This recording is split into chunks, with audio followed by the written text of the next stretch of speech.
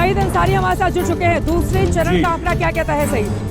बनारस की घाट से पहले नहीं आपको शौक लगा जिस तरह से हम लोग प्रेडिक्ट कर रहे थे, जिस तरह से बात कर रहे थे, और ये देखिए बीजेपी 42%, मतलब ये हुआ कि जो भी हम लोग अंदाजा लगा रहे थे उससे ये चुनाव अलग जा रहा है। द लाइव टीवी, सच सबसे आगे।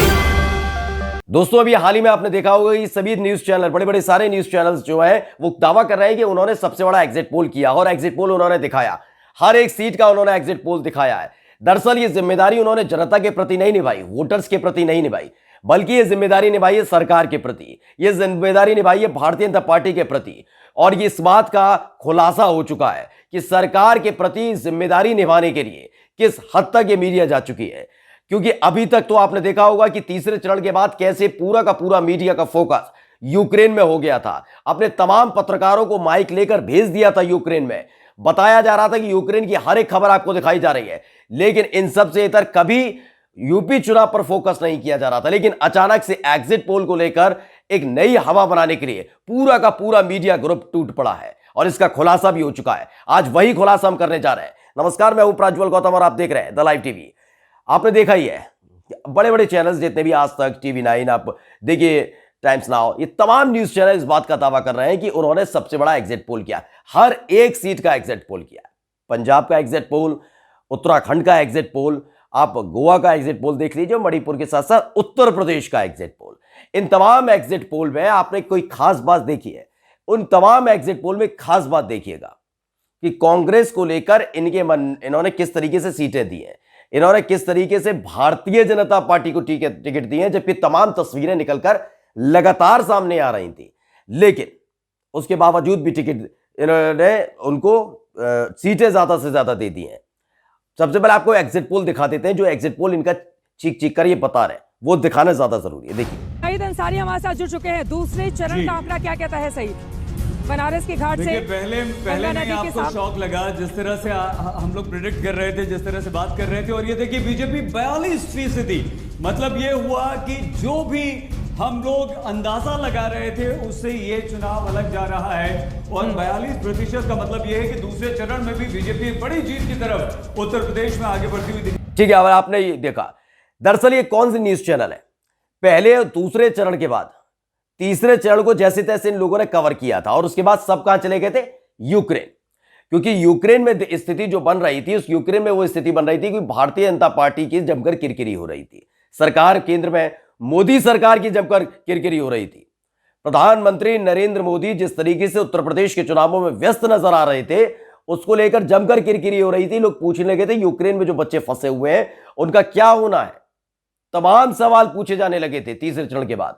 तो सबके सब अपने अपने माइक उठाकर सीधे पहुंच गए थे यूक्रेन और वहां से माहौल बनाने की कोशिश की जा रही थी। वीडियो देखिए। मिलिट्री सेंस में इनके पास आ गया तो ये तनाव देखिए, ये लोगों के मन में आ रहा है। तो ठीक कोई ट्रेन में नहीं बैठा जा रहा। Let me do my work, let me finish my work. हमको भी कुछ कहना दो। स्टूडेंट, तो ये वीडियो तो आपने देखी होंगी, किस तरीके से माहौल बनाने की वहां पर कोशिश की जा रही थी।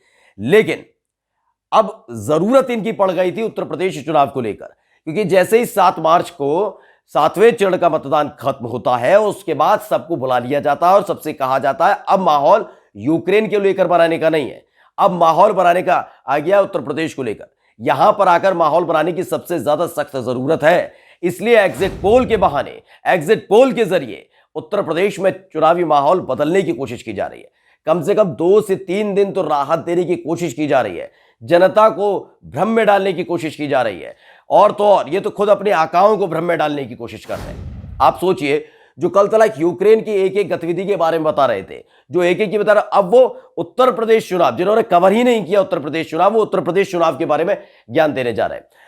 एक बड़े पत्रकार हैं ब्रजेश मिश्रा, जो भारत समाचार के एडिटर इन चीफ भी हैं। उन्होंने लिखा है कि जो टीवी चैनल्स तीसरे चरण के बाद यूपी चुनाव का बहिष्कार कर यूक्रेन चले गए थे, आज यूपी का सबसे बड़ा एग्जिट पोल दिखाने का दावा कर रहे हैं।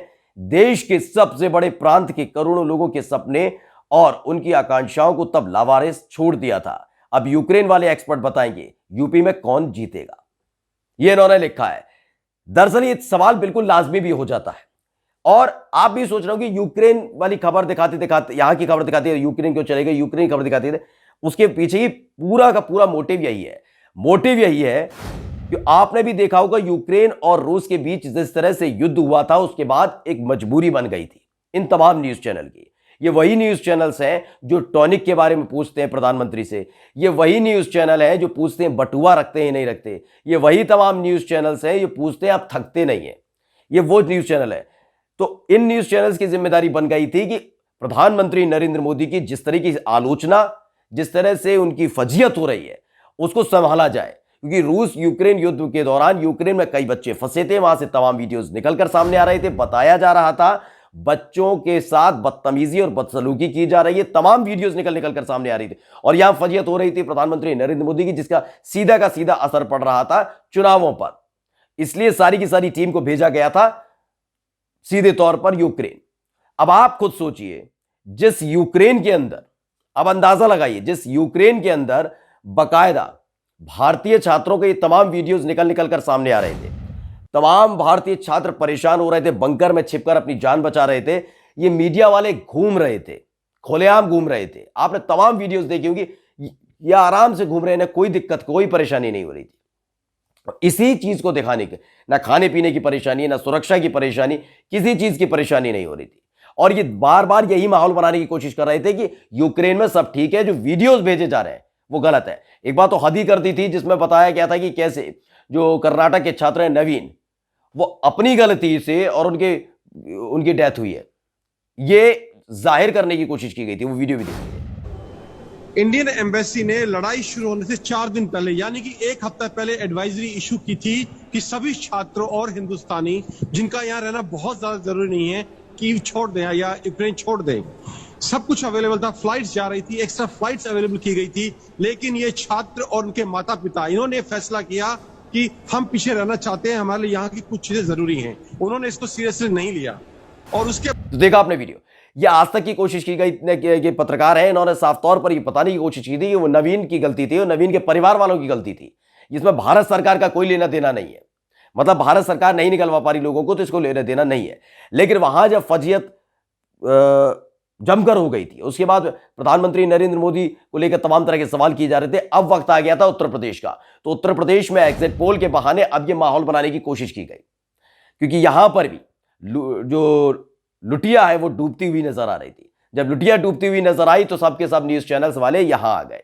यहां आने के बाद, उत्तर प्रदेश के अंदर आने के बाद बकायदा माहौल बनाने की कोशिश की गई यार। एक्सपर्ट्स बिठा दिए गए, बताया गया कि पीछे पूरा स्क्रीन लगा के बड़े बड़े लाइट्स वो लगाकर ये दिखाया गया है कि उत्तर प्रदेश में किस तरीके से भारतीय जनता पार्टी की सरकार आ रही है। तमाम जो ऐसी न्यूज एजेंसीज हैं जो सर्वे करने का दावा करती हैं, जिनके सर्वे पर पहले भी सवालिया निशान उठ चुका, और पंडित जो है, सियासी पंडितों की सारी भविष्यवाणी धरी की धरी रह गई है, उनके नाम लेकर चेहरा चमकाई प्रथा का निर्वहन ये तमाम न्यूज चैनल कर रहे हैं, क्योंकि इनको मालूम है कि भारतीय जनता पार्टी की उत्तर प्रदेश में स्थिति क्या है।